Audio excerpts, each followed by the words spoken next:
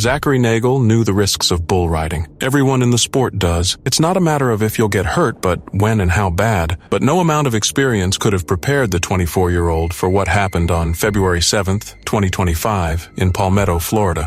It was supposed to be another high-energy night at the Conley Invitational, filled with roaring crowds, snorting bulls, and the thrill of 8-second rides. Zach climbed onto the chute like he'd done countless times before, adrenaline pumping, completely unaware that he was about to have a literal near-death experience in front of a packed arena. Seconds into his ride, everything went wrong. The bull launched forward, bucking wildly, and in the chaos its horn slipped beneath Zach's helmet and punctured the side of his neck. Not a scrape, not a graze, but a full-on goring that nicked his jugular and clipped part of his carotid artery. The arena, once filled with cheering, turned instantly silent as blood began pouring from a 6-inch gash in his throat. Panic set in, but Zach didn't lose consciousness immediately. Instead, he recalled trying to breathe through what felt like a growing weight on his chest. He later described thinking, "I'm not ready to die," while desperately clutching his neck. It was raw, terrifying, and absolutely real. First responders sprinted into action. Within moments, paramedics were at his side, applying pressure to the wound and trying to keep him conscious.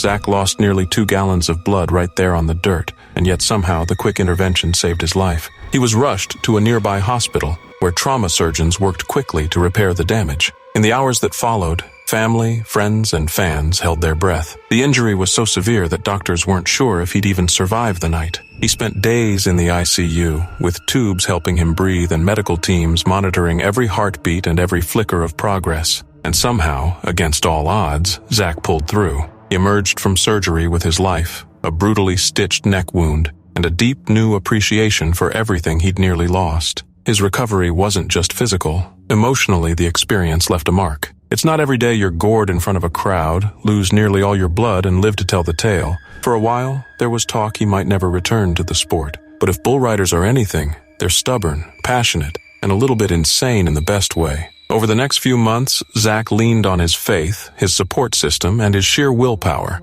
He openly shared his journey, posting hospital updates, thanking medical staff, and crediting God for his survival. Fans rallied around him. A GoFundMe was launched, well-wishers sent messages, and fellow riders called him a miracle. By late May, in what can only be described as an incredible comeback, Zach announced that he was getting back on the bull. Not because he had something to prove, but because this sport is in his blood, literally and figuratively. What happened to Zachary Nagel was a stark reminder of the brutal reality behind the rodeo spotlight. It's not all cowboy hats and waving to the crowd. Sometimes it's a fight for your life in the dirt. And survival depends on a combination of skill, luck, and the speed of your emergency crew.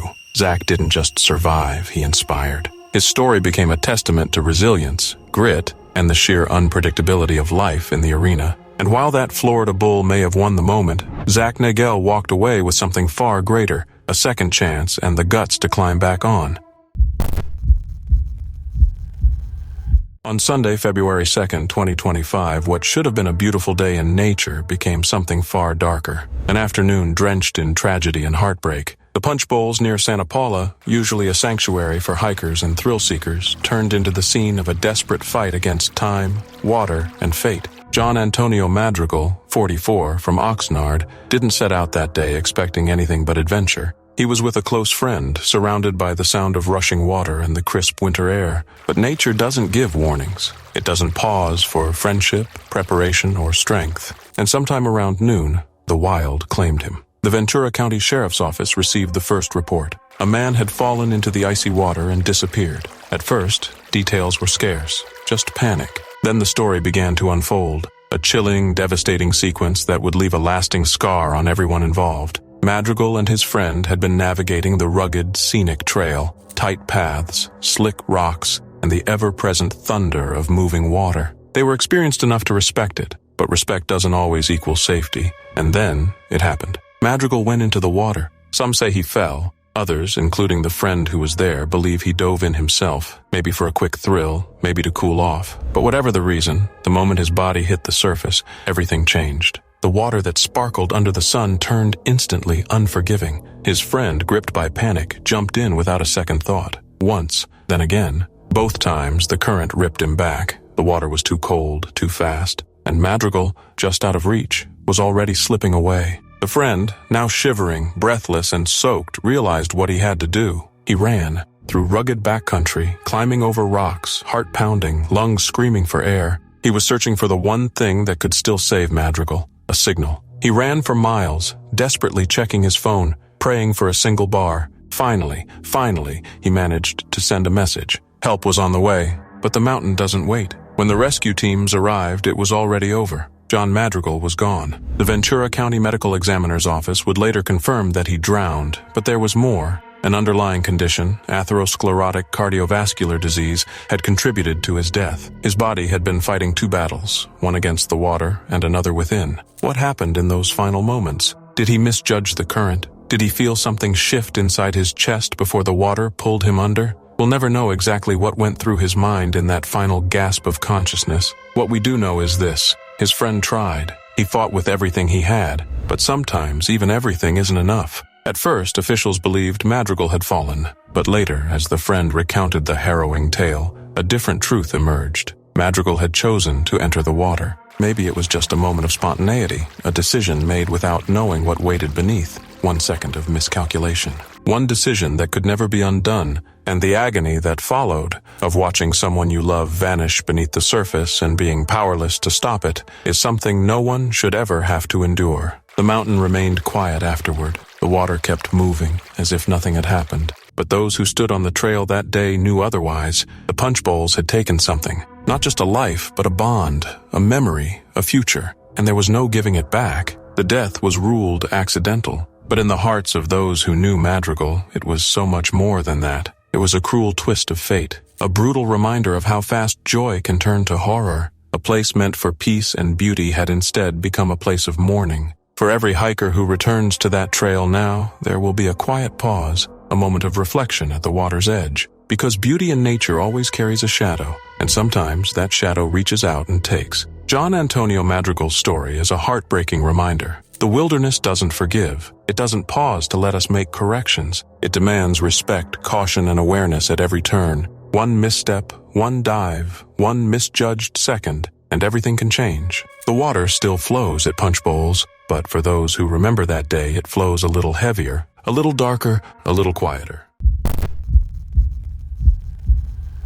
The internet has no shortage of wild trends, but few have sparked as much controversy and heartbreak as the infamous One Chip Challenge. Marketed as a test of bravery and spice tolerance, the challenge dares participants to eat a single jet-black tortilla chip coated with some of the world's hottest peppers, the Carolina Reaper and Naga Viper. For many, it was all fun and fiery pain, a few tears, maybe some milk chugging, and lots of social media clout. But for 14-year-old Harris Wallabaugh from Worcester, Massachusetts, the challenge ended not with a laugh, but with tragedy. On September 1st, 2023, Harris took part in the viral dare. He was a bright and active sophomore at Doherty Memorial High School, known for his love of basketball, video games, and his warm, goofy personality. Like countless teens before him, he wanted to try the challenge, possibly to impress friends, maybe for the thrill, or just to see what all the fuss was about. What followed, though, was anything but expected. Harris began to feel unwell shortly after eating the chip. He was sent home from school, where he collapsed just hours later. He was rushed to the hospital, but tragically he didn't make it. The news shocked the local community and quickly spread across the country. What had been seen as a harmless social media stunt suddenly had a body count. Everyone began asking the same question: how could one chip be so dangerous? The official autopsy revealed that Harris died from cardiopulmonary arrest, triggered in the context of ingesting food with high concentrations of capsaicin, the chemical that gives chili peppers their heat. It turned out that Harris had an enlarged heart and a congenital condition called myocardial bridging, which may have made him more vulnerable to the extreme effects of the chip's heat. In simpler terms, the chip's intensity put his heart under more stress than it could handle. After his death, there was immediate outrage and concern. The One Chip Challenge, made by a brand called Pancake, a subsidiary of Hershey, had long been sold with warning labels. It even came in a coffin-shaped box. But despite all the dramatic packaging, it was still easy for kids and teens to get their hands on it, sometimes directly from convenience store shelves. Pancake quickly pulled the product from the market, and the challenge was discontinued in September 2023. But for Harris's family, that decision came far too late. In July 2024, Harris's family filed a wrongful death lawsuit against Pancake, Hershey, Walgreens, the store that sold the chip, and others. The lawsuit alleges that the chip was marketed recklessly and made widely available to minors despite its known dangers. The family described Harris as a healthy, loving teenager with a bright future, someone who should still be here, laughing with his friends and planning for college. Their goal now is to prevent other families from going through the same unimaginable pain. The tragedy sparked a wider conversation about internet challenges, marketing ethics, and just how far we should go for viral content. While the one-chip challenge was meant to be a spicy joke, Harris's death was a brutal reminder that some things are no laughing matter, especially when young lives are at stake. The world may never look at a chip the same way again. In the world of professional bull riding, few names carry as much weight and legacy as Lane Frost, a young man with a big smile, a bigger heart, and talent that could only be described as once in a generation. Born and raised in rodeo life, Lane wasn't just good at riding bulls, he was magnetic. Fans didn't just watch him for the thrill of the ride. They watched because he had that rare combination of grit, grace, and humility. At only 25 years old, he had already achieved what many only dream of, becoming the 1987 PRCA World Champion and rising to icon status in the rodeo circuit. But on July 30th, 1989, at the Cheyenne Frontier Days Rodeo in Wyoming, one of the biggest events on the circuit, the sport lost one of its brightest stars in a moment that would forever change rodeo history. That day, Lane was matched with a bull ominously named Taken Care of Business, a 1,900-pound beast that lived up to its name. Lane did what he did best. He held on for 8 perfect seconds, scoring a clean ride that had the crowd roaring. But what came after is the part no one saw coming. As Lane dismounted and turned to move away, the bull spun back unexpectedly and struck him in the side with its horn. It wasn't a brutal toss or a wild trampling, just a single hit, but it was in the worst possible place. The horn broke several ribs, and one of them punctured Lane's heart and lungs. At first, the seriousness of the injury wasn't clear. Rodeo riders get banged up all the time, but this was different. Despite emergency medical efforts on the arena floor and a rush to the hospital, Lane died shortly after. The rodeo world was stunned. This wasn't just the loss of a champion, it was the loss of someone who embodied everything good about the sport: sportsmanship, courage, kindness, and a relentless drive to be better. Lane's death sent shockwaves across the community, but it also sparked an urgent conversation about rider safety. At the time, protective vests weren't required. Most riders didn't wear them, thinking they were cumbersome or unnecessary. But after Lane's death, that attitude changed fast. In fact, one of his close friends and fellow bull riders, Cody Lambert, developed the first widely used protective vest in Lane's memory. Today, such vests are mandatory in most rodeo circuits, and they've undoubtedly saved countless lives. So while Lane's life ended too soon, his legacy lived on.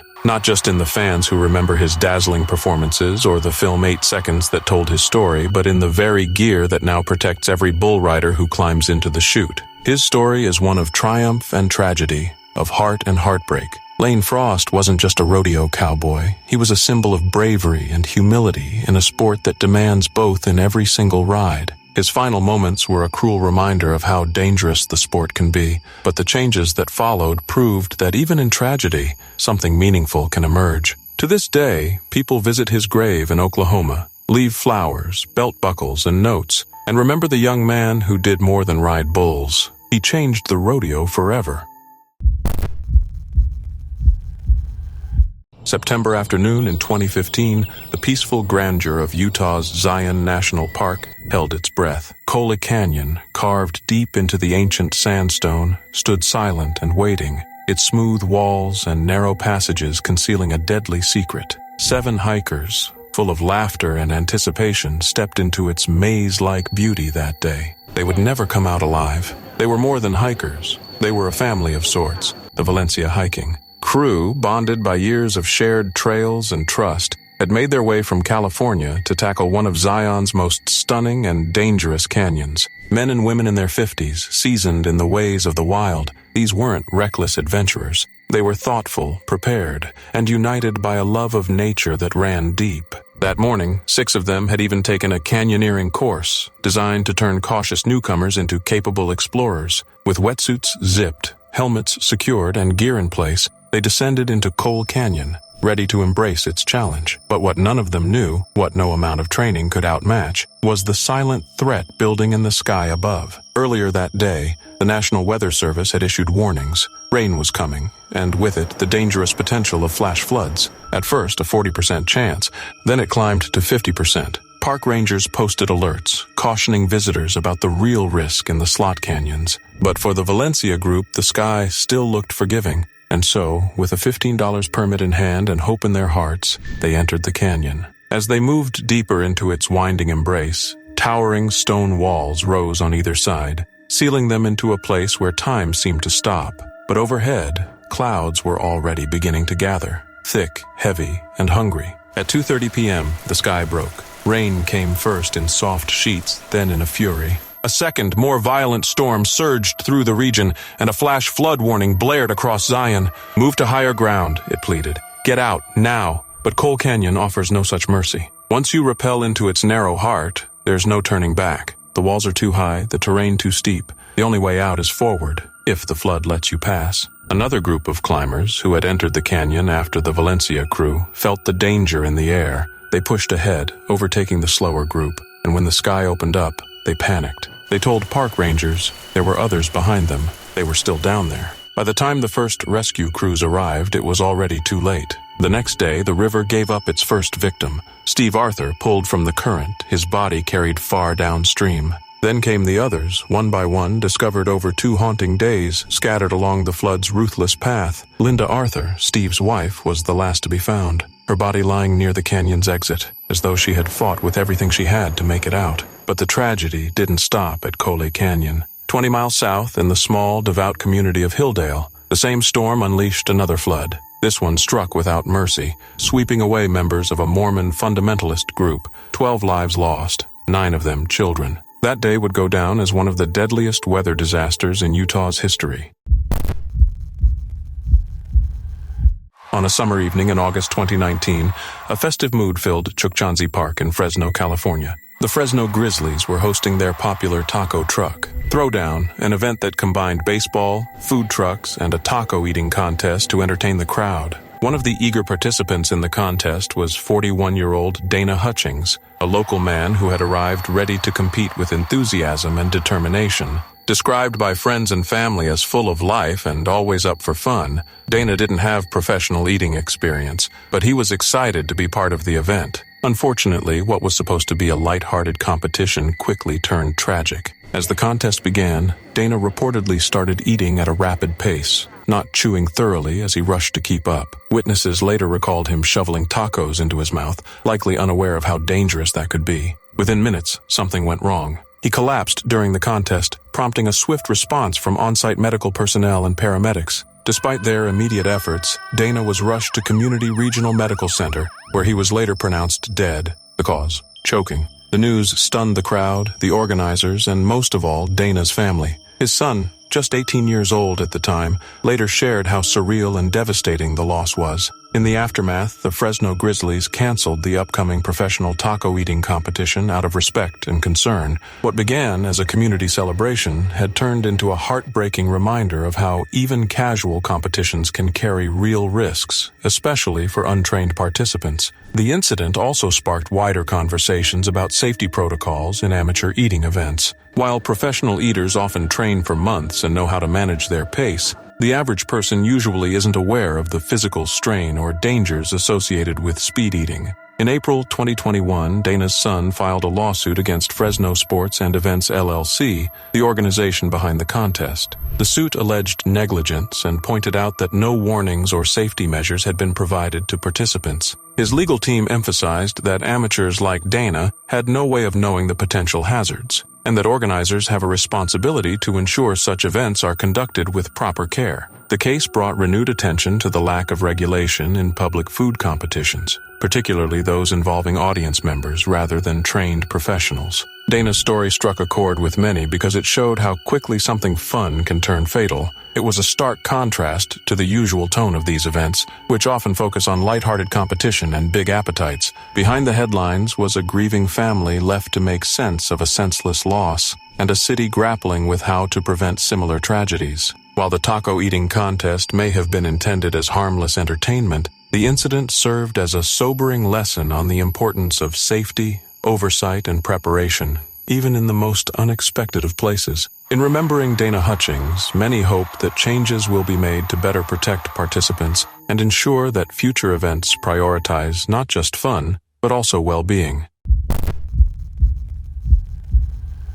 March 24, 2000 wasn't supposed to be anything more than another adrenaline-charged night in Albuquerque at the Ty Murray Invitational, one of the marquee events in the Professional Bull Riders (PBR) circuit. The crowd was buzzing, the dirt was packed, and the bulls were as wild and unpredictable as ever. Among the competitors was a 23-year-old Canadian bull rider named Glenn Keelley, known for his humble demeanor, gutsy rides, and growing promise in the world of professional rodeo. Glenn wasn't the flashiest rider, but he had heart, loads of it. That night, he drew a bull with a name that sounded more like a country song than a monster, Promised Land. But make no mistake, this bull was a beast, an 1,800-pound wrecking ball with hooves, attitude, and a fierce reputation for launching riders like popcorn from a hot pan. Glenn had never ridden a bull of this caliber before, and although he had nothing to prove, he strapped in like a man determined to hang on. As the chute opened, Promised Land exploded out like a freight train with a jetpack. Glenn held on for just about 2 seconds before being violently bucked off. It was quick. Too quick. He hit the ground hard and landed on his side. But the danger in bull riding isn't just the fall, it's what happens next. Before Glenn could scramble away or the bullfighters could step in, Promised Land did what bulls sometimes tragically do. He turned and came down, his hoof slamming square into Glenn's chest. The impact was catastrophic. The arena went from roaring to eerily silent in an instant. Bullfighters rushed in, medical personnel were on the scene within seconds, but the damage was already done. Glenn was rushed to a nearby hospital, but he succumbed to his internal injuries shortly after. It was a devastating blow to the PBR community.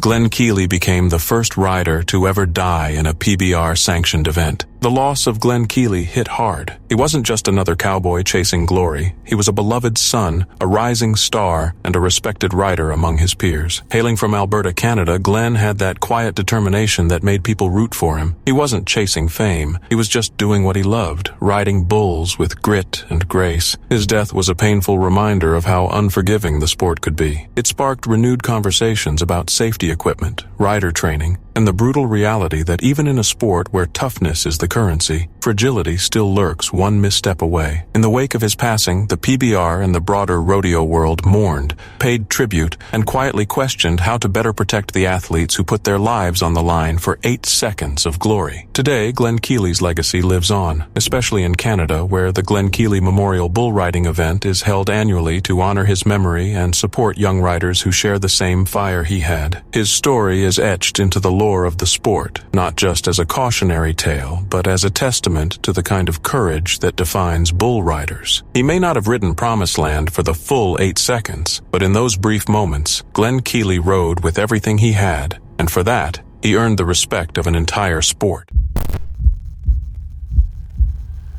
Tucked deep within Zion National Park, this trail lures thousands every year. Some come for the views, some come for the thrill, but all who step onto its path are flirting with gravity. The trail snakes up a rugged rock spine with sheer cliffs dropping on either side, sometimes just inches from your boots. Chains bolted into the stone offer some support, but they're not a guarantee. They're a suggestion, a final grip before the void. For many, reaching the summit feels like a triumph over fear, but for others, it ends in tragedy. In 2017, 45-year-old Tate Valino was hiking the trail, fit, prepared, and no stranger to adventure. But on one narrow section, where the ledge shrinks and the canyon yawns wide, Tate lost his footing. In seconds, he was gone, falling nearly 1,000 feet to the rocks below. There was no time to react, no second chance. The mountain had taken him. His death wasn't the first, and tragically, it hasn't been the last. Park officials warn visitors constantly, this is not a trail for everyone. It demands strength, focus, and respect. If you're unsure, turn back. But still, the trail tempts. Still, the ledges fill with people pushing limits, sometimes too far. Not all the danger comes from falls. Just before the chain-assisted section begins, there's a place called Scout Lookout. It's the last safe point before the final ascent. In 2019, a 63-year-old man from San Diego collapsed there, just shy of the most treacherous stretch. Fellow hikers, some with medical training, rushed to help, performing CPR as they waited for emergency teams to arrive. For nearly 90 minutes, they fought to save him. Park rangers deployed defibrillators, heart monitors, everything they had, but nothing worked. He was pronounced dead at the scene. A heart attack, they said. But on a trail like Angel's Landing, even the strongest hearts are tested. It took over 20 rescuers, paramedics, EMTs, park medics to respond. Just reaching the scene was a challenge. That's the reality here. Help is not minutes away. When something goes wrong on this trail, the mountain doesn't wait for rescue. Angel's Landing is more than a hike. It's a test, a gauntlet of stone and altitude and nerve. And while the photos from the top are breathtaking, they don't show the ledges, the trembling hands, the moment when your instincts scream, "Stop," but you keep going anyway. For those drawn to its heights, there's a responsibility, one that can't be overstated. Know your limits. Listen to your body. That ache in your chest, that wave of dizziness, that hesitation, don't ignore them. They're not weaknesses, they're warnings. The trail is not going anywhere. But if you ignore the signs, you might. Angel's Landing isn't evil. It doesn't hunt, but it doesn't forgive either. It is stunning. It is merciless. And it demands one thing above all else, respect. Because in Zion, the angels don't always catch you when you fall. In October 2023, in the city of Gwangju, South Korea, a tragic and unusual incident unfolded that gripped the internet and reignited a long-standing debate about the safety of certain traditional dishes. An 82-year-old man lost his life after choking on sanakji, a popular Korean delicacy that consists of live octopus tentacles served while still squirming on the plate. While to some this might sound like an adventurous culinary experience, this case proved once again that even cherished traditions can carry serious risks, especially when those traditions involve food that actively tries to latch onto your throat. Sanakji is not your everyday seafood. The octopus is either served whole while still alive or, more commonly, cut into pieces while the nervous system is still active. The result? Twitching, squirming tentacles that react to soy sauce and sesame oil like they've been possessed. For locals and daring tourists alike, it's an iconic dish that symbolizes freshness and excitement. But here's the kicker. Those tiny suction cups don't stop working after the octopus is chopped. They can stick to your mouth, your throat, or, in the worst-case scenario, your windpipe. And that is exactly what happened to the elderly man in Gwangju. A piece got lodged in his throat, and despite emergency medical attention, he couldn't be revived. What started as a routine meal ended in a fatal tragedy. Unfortunately, this is not an isolated case. South Korea has reported multiple deaths over the years due to choking on sanakji, with several incidents making headlines as far back as the 2000s. It is a silent danger hidden beneath the novelty of the dish. While many locals are familiar with the proper way to eat it, chewing thoroughly and cutting it into smaller pieces, accidents still happen, especially among the elderly. In this instance, the man reportedly suffered cardiac arrest triggered by asphyxiation, a swift and devastating end caused by something as deceptively simple as a bite of food. So why do people continue to eat sanakji knowing the risks? The answer lies somewhere between tradition, thrill-seeking, and cultural pride. For many Koreans, sanakji is more than just a dish. It is a symbol of culinary identity and an experience passed down through generations. Tourists seek it out for its shock factor. There is something about wrestling with your food that makes for a memorable dinner story. But with that thrill comes danger, and this recent tragedy serves as a chilling reminder that the consequences can be very real. In light of such incidents, health officials and food safety experts often advise people to be cautious. The golden rule: cut the tentacles into small, manageable pieces, chew slowly and thoroughly, and definitely avoid alcohol while eating it. Alcohol can dull your reflexes and impair your ability to swallow safely. Some have even called for stricter guidelines in restaurants when serving sanakji, especially to older customers who may be at higher risk. After all, no delicacy is worth a life, no matter how traditional or exciting it may be. As headlines about the Gwangju incident made waves across news platforms and social media, it sparked conversations about where the line should be drawn between tradition and safety. While sanakji remains an important part of Korean cuisine, this heartbreaking case reminds us that even the most celebrated foods should be approached with care and awareness. Because sometimes the food on your plate doesn't just squirm, it fights back. In December of 1994, the glittering lights of Las Vegas set the stage for the National Finals Rodeo, the Super Bowl of bull riding. The arena was packed, the crowd electric, and the energy palpable as the best rodeo athletes in the world gathered to test their grit against some of the fiercest bulls in the sport. Among them was Brent Thurman, a 25-year-old rising star from Texas whose talent and fearless spirit had already earned him a spot among the greats. Known for his calm demeanor and unwavering focus, Brent wasn't just another cowboy in the lineup. He was a fan favorite with a promising future. That night, Brent was matched with Red Wolf, a massive and notoriously unpredictable bull with a reputation for giving riders the fight of their lives. Red Wolf wasn't just powerful, he was intelligent, calculating, and known for the kind of athleticism that made him as famous as the men who tried to ride him. For most cowboys, drawing Red Wolf meant a long night, but for Brent it was a challenge he seemed ready to face.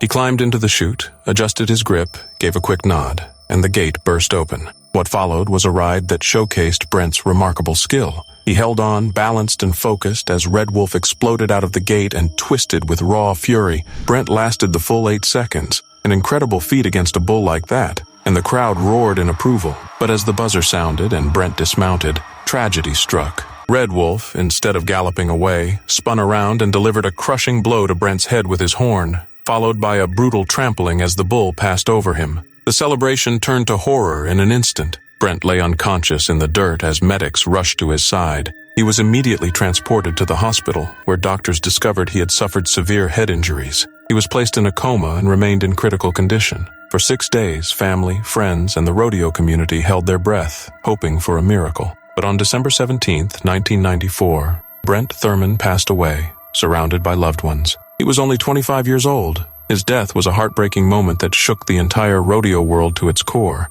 He wasn't just a competitor, he was a symbol of courage, sportsmanship, and determination. In the wake of his passing, the rodeo community came together not just to mourn, but to honor Brent's legacy. His story became a powerful reminder of the dangers these athletes face every time they step into the arena, and the unmatched bravery it takes to do what they do. To keep his memory alive, the Brent Thurman Memorial Award was established, given each year at the NFR to the rider who earns the highest scored bull ride. It's not just an award, it's a tribute to Brent's spirit, skill, and the mark he left on the sport. Even today, decades later, Brent's name is remembered with respect and reverence. His final ride may have ended in tragedy, but it also served as a lasting symbol of the risks, the passion, and the heart that define the world of bull riding. Brent Thurman rode with courage, lived with purpose, and left behind a legacy that continues to inspire every cowboy who dares to climb on the back of a bull.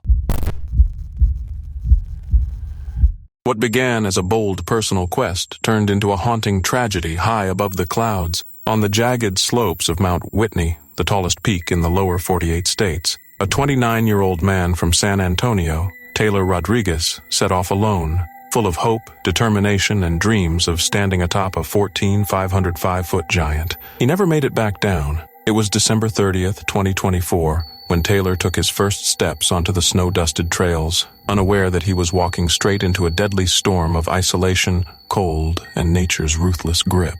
For the first 2 days, there was only silence, then panic. By January 2nd, alarms rang out. No check-ins, no updates, no signs of his return. The mountain wasn't just silent, it had swallowed him whole. Inyo County Search and Rescue launched into action, joined by the Inyo County Sheriff's Office. They focused their efforts on the Whitney Trail and the Mountaineers Route, two of the most traveled paths to the summit.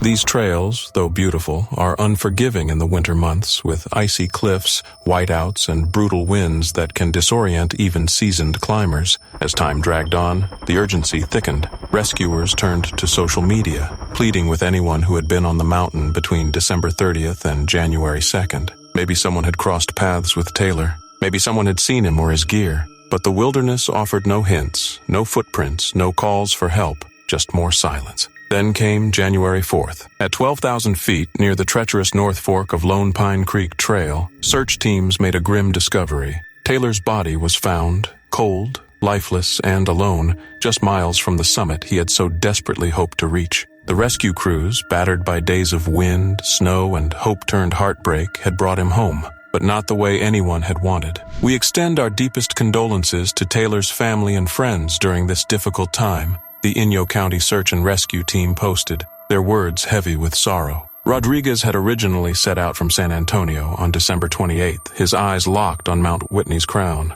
But something shifted. He changed his plans, chose to go alone. Why, we may never know. What he faced in those final days is now buried under snow and shadow, held tight by the mountain's cold embrace. Did he make it near the summit before conditions turned? Was he caught in a storm? Did injury or exhaustion end his climb? The questions echo against Whitney's slopes with no answers in return. Mount Whitney is more than a mountain. It's a force, a symbol of adventure, yes, but also of risk. Taylor's story is a sobering reminder that nature doesn't bend to human will. Even the most meticulous plans, the strongest wills, the grandest dreams can be undone in an instant by the brutal reality of the wilderness. As the rescue teams descend and the snow falls again, the mountain remains quiet. It won't explain what happened. It never does. But Taylor Rodriguez's journey, his courage, his ambition, and his tragic end won't be forgotten. It stands as both a tribute and a warning. Out here, the peaks don't forgive, and sometimes the price of chasing the sky is never coming back down.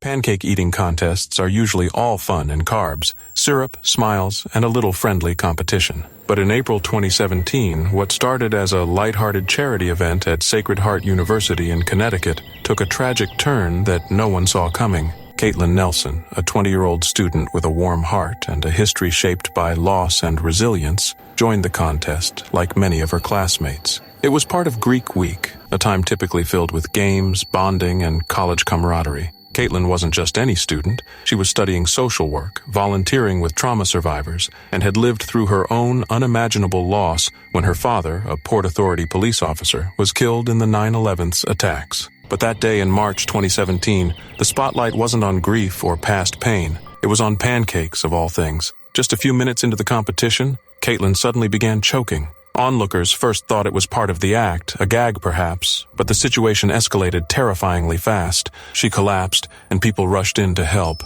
Some were nursing students, others campus police, but despite CPR and emergency efforts, Caitlin's airway was blocked by a mass of food. She was taken to the hospital and later transferred to a critical care center in New York, but tragically, her brain had been deprived of oxygen for too long. After 3 days of fighting for her life, she passed away on April 2nd. The news shocked her campus, the local community, and even national audiences. People couldn't wrap their heads around it. How could something as routine as eating pancakes turn fatal? Candlelight vigils were held, and the university lowered its flag to half-mast. Her sorority sisters, friends, and professors remembered her not just for her bubbly personality, but also for her compassion and dedication to helping others. Caitlin had been certified in youth mental health first aid and spent time working with children affected by the Sandy Hook tragedy, a reflection of her deep empathy and commitment to healing. But what followed her death raised more difficult questions. Her family, still reeling from the shock, filed a wrongful death lawsuit against Sacred Heart University,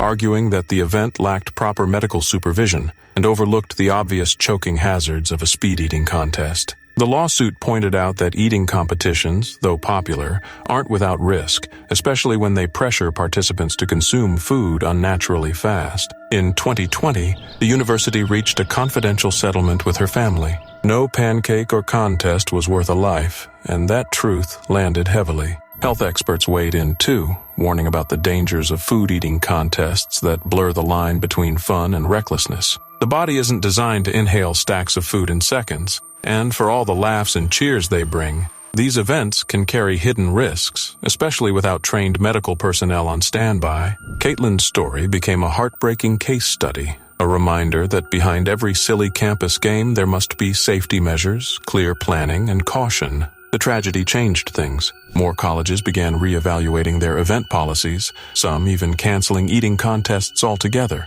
Caitlin's name still surfaces in discussions about event safety and student well-being, and her memory continues to inspire change. For her loved ones, she'll always be remembered as the girl with the bright smile who turned personal tragedy into purpose and kindness. But for the rest of the world, her story is a sobering lesson. Even moments meant to be joyful can take an unexpected, irreversible turn. And while no one could have predicted such an outcome, it's a painful example of how quickly life can shift from laughter to silence in just a matter of bites.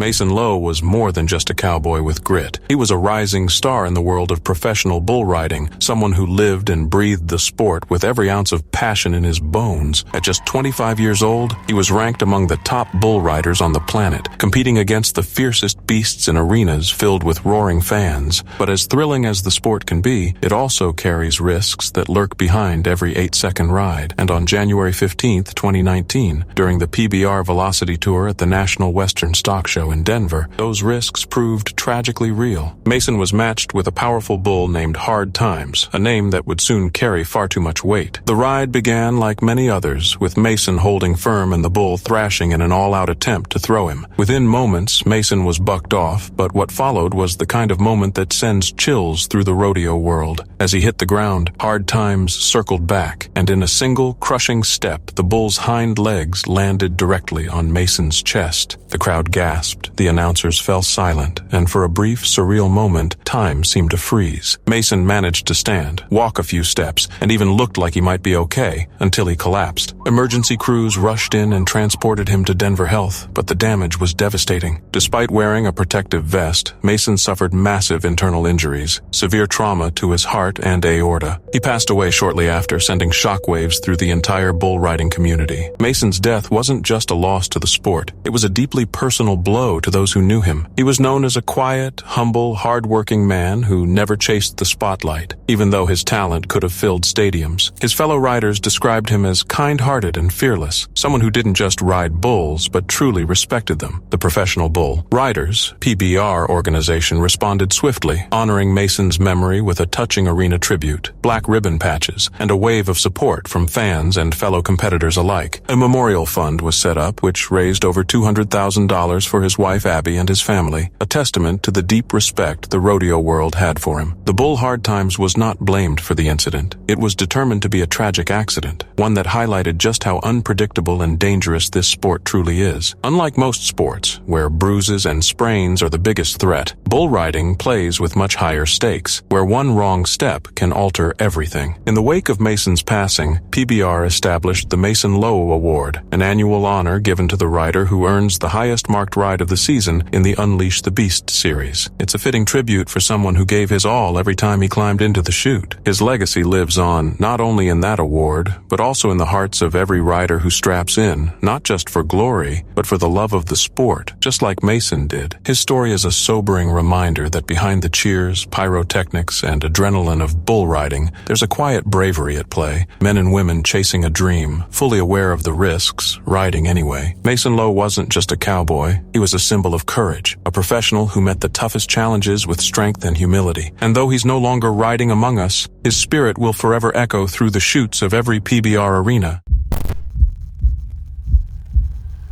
In November 1983, the icy waters off Norway's coast churned beneath the Byford Dolphin oil rig, an enormous machine floating above one of the most dangerous workplaces on Earth. Far below the surface, men were finishing their shift, deep-sea saturation divers, professionals trained to survive crushing pressures and total isolation. But that night, something went wrong, catastrophically wrong. These divers were no strangers to risk. Saturation diving is among the most perilous jobs in existence, demanding that workers live for weeks at a time inside pressurized metal chambers, mimicking the extreme depths at which they operate. It's the only way to prevent a deadly condition known as the bends, where nitrogen bubbles form in the bloodstream if a diver ascends too quickly. So instead of decompressing after every dive, they live in a sealed, high-pressure environment, only returning to surface pressure at the end of their assignment through a slow, meticulously controlled decompression. That was the plan, until the night of November 5th. The team had just returned from a dive, climbing into the diving bell that would ferry them back to their pressurized living quarters aboard the rig.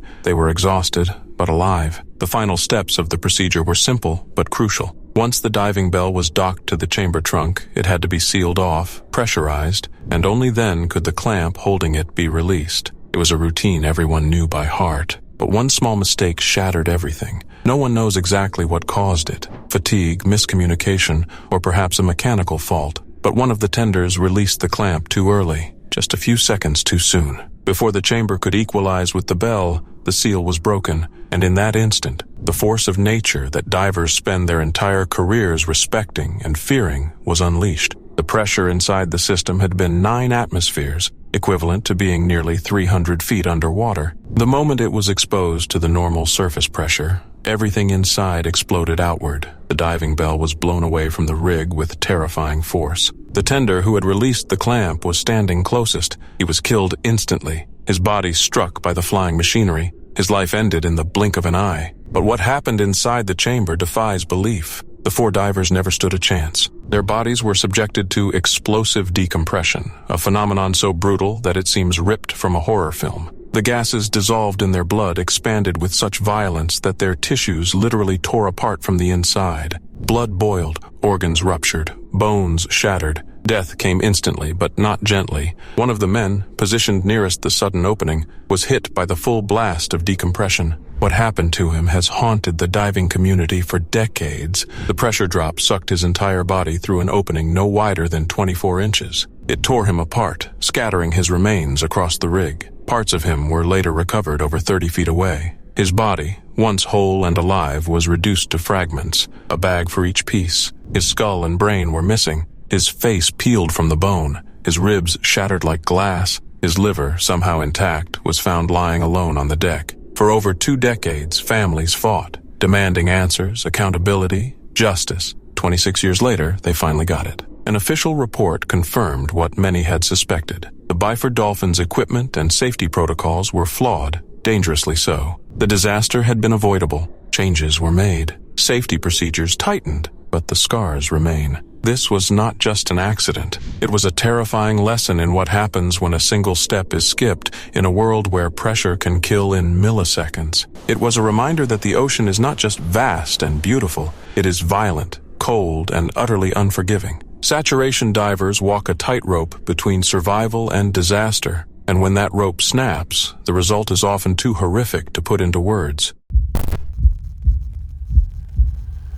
Back in 2007, when the Nintendo Wii was the hottest thing on the market and nearly impossible to find in stores, a California radio station decided to hold a quirky little contest called Hold Your Wii for a Wii. The premise? Simple but bizarre. Contestants would drink large amounts of water without going to the bathroom, and whoever held it in the longest would win a brand new Wii console. It sounded silly, even a bit funny at first glance. But what started as a promotional stunt quickly spiraled into one of the most tragic and avoidable incidents in radio history. Jennifer Strange, a 28-year-old mother of 3 from Rancho Cordova, joined the contest on January 12, 2007, hoping to win the Wii for her children. Like many parents at the time, she wanted to give them something special, and if that meant chugging some water and holding it for a few hours, so be it. She showed up cheerful and ready to compete, drinking bottle after bottle of water, over 1.5 gallons in total. As the contest went on, she started complaining of severe headaches and feeling ill. Her discomfort was even audible during the broadcast, but the radio hosts laughed it off. One DJ joked about people dying from drinking too much water, clearly not believing it could actually happen. But what the station didn't take seriously was the very real and dangerous condition known as water intoxication, or hyponatremia. It happens when someone drinks an excessive amount of water in a short period, diluting the body's sodium levels and leading to swelling in the brain. Jennifer's symptoms were textbook, but sadly no one stepped in. Not the DJs, not the staff, not even the nurse who had reportedly called the station earlier warning about the dangers of the contest. Jennifer left the station hours later feeling visibly unwell. She called her co-workers to say she wasn't feeling right and needed to go home. Not long after, she was found dead in her bathroom. The official cause, acute water intoxication. The news hit hard, not just because of how tragic and preventable it was, but because it happened under the watch of people who should have known better. The DJs had laughed. Listeners had called in warning them, and yet it continued. The fallout was swift and intense. The radio station, KDND 107.9 The End, came under major fire. 10 employees were fired, including the 3 DJs who had hosted the show. But the consequences didn't stop there. Jennifer's family filed a wrongful death lawsuit against the station's parent company, Entercom Sacramento, and in 2009, they were awarded $16.5 million in damages. The lawsuit revealed disturbing audio clips from the contest where the hosts openly joked about someone dying from water overdose, clearly aware of the risk but continuing anyway. Public outrage didn't just stop at the lawsuit. The Federal Communications Commission, FCC, was called in to investigate, and the case was cited as one of the reasons the station eventually lost its license and was shut down in 2017. What was meant to be a cheeky publicity stunt had turned into a cautionary tale about media responsibility and the very real dangers of pushing limits for entertainment. Jennifer's death became more than just a headline. It sparked discussions around the globe about the ethics of radio contests, the importance of informed consent, and the tragic consequences of ignoring science and medical advice for the sake of ratings. She wasn't some reckless thrill-seeker. She was a devoted mother trying to win a gift for her children. In the end, the incident stands as a heartbreaking reminder. Sometimes what sounds like a harmless game can have fatal consequences when common sense and compassion take a back seat. And no prize, no matter how shiny, fun, or rare, is ever worth someone's life.